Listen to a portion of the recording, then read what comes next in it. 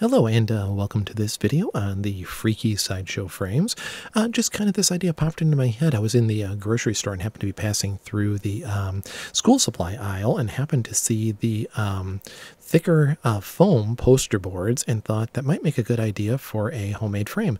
As a part of the Sideshow, it's going to be, if you saw the earlier video, a little bit inspired by old school sideshows with performers and a little bit inspired by some of those oddity museums you see, such as the Captain Spaulding's Museum of Monsters and Madmen and the House of a Thousand Corpses movie. So one of the things I needed to come up with was quantity. I needed a lot of different items. I want to repurpose some jars that I used last year from the Insane Asylum. Going to add to that as well, but figured, well, how can I amass a huge quantity of frames to put freaky pictures in on a budget? So I figured this might be a good thing to try out.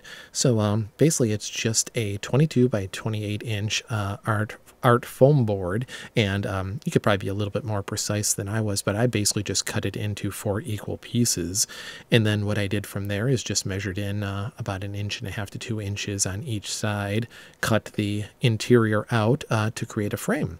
And then the cool thing is once you have your 4 larger size frames, which fit almost like an 8 by 10 size photo, you can use that inside piece that you just cut out to create a smaller frame. So you can get basically 8 photo frames from each board. I ended up using 3 boards, so I ended up with somewhere in the vicinity of about 24 frames. So that worked out real well. And here's just kind of a shot of all the frames laying on the ground. Basically, what I did was I just printed out some old pictures of some sideshow performers and just taped it to the back of the frame for the moment, just as a placeholder to see what it looks like. I still need to go back and do a little bit of fine tuning. Here I'll show you a little bit of a close-up of what one of the edges looks like. So it's a little bit frayed. So what I'm going to do is I'm going to take one of those soft emery boards, and if you look here, here's a shot of what one of the edges looked like beforehand, and then here is a shot of what it looked like after I used the emery board. So I'm going to go back and I'm going to file down all the different sides, the insides and outsides of each of the frames to make it look a little nicer.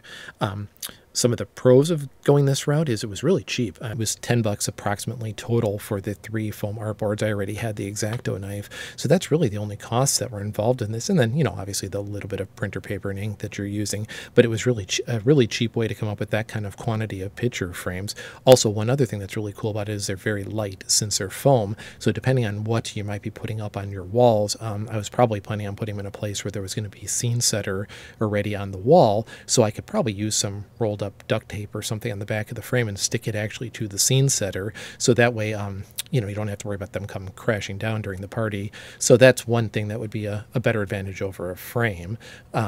Some of the negatives, obviously if you're using the same poster board for everything, you have the same look on every single frame, so you're not going to get any variety on your frames. So unfortunately that's one negative.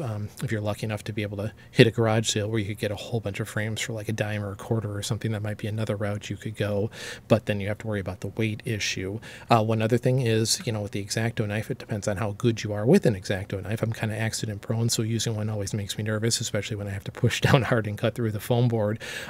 Also, yes, you have to make sure you cut straight. It's very easy to go off course, and just make sure you change your blades periodically, because I found that the biggest problems I ran into was when the blade started to get dull, it started to get harder to control. So just make sure you change the blade periodically, and you know, obviously it's a little bit more work, but you know, if you enjoy this sort of thing, it's a fun little activity.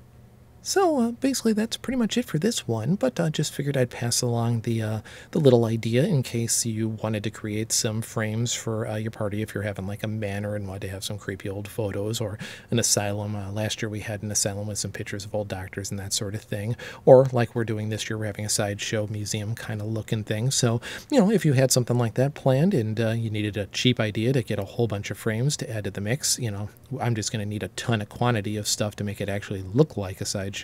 So this was a cheap way to do it. For about $10, you can get a whole bunch of frames. Hope you enjoyed the video. Thanks again for watching, and we'll see you again soon. Bye-bye.